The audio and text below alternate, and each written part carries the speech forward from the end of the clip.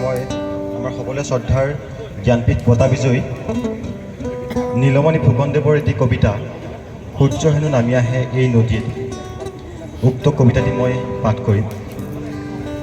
কবিতাৰ শিৰোনাম সূৰ্য হেনো নামি আহে এই নদীত। ৰাতি হ'লে সূৰ্য হেনো নামি আহে এই নদীত, দৈত্যক্ষৰা ভুজংগিনীৰ দৰে এই নদীৰ নাম আছে। ক'ত আছে একো কথা ভূগোলত নাই, হয়তো অদৃশ্য এই ক্ষিপ্ত নদীৰ আজিলৈকে একো নাম নাই।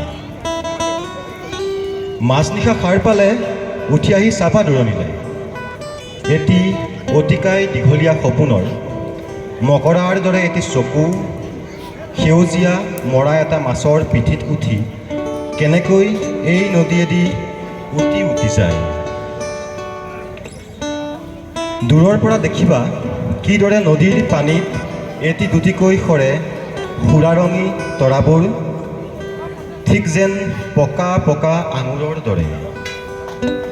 শুনিবা দূৰত জোঙা এটা শিলত পৰি চীনামাটিৰ প্লেটৰ দৰে ফাগুনৰ জোন ভাঙি যোৱা দেখি চৰাইবোৰে কেনেকৈ কান্দে।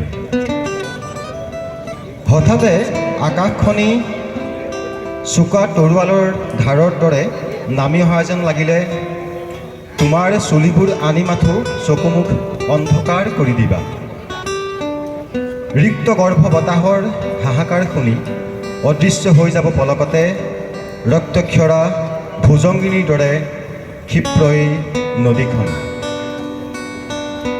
ভয় খালে চাবা মিছা হৈ যাব, এতিয়াও নিশা আছে সূৰ্যই এটা কথা, সূৰ্যই এটা কথা ক'ব, সূৰ্যই এটা আমাক উত্তৰো দিব। ধন্যবাদ।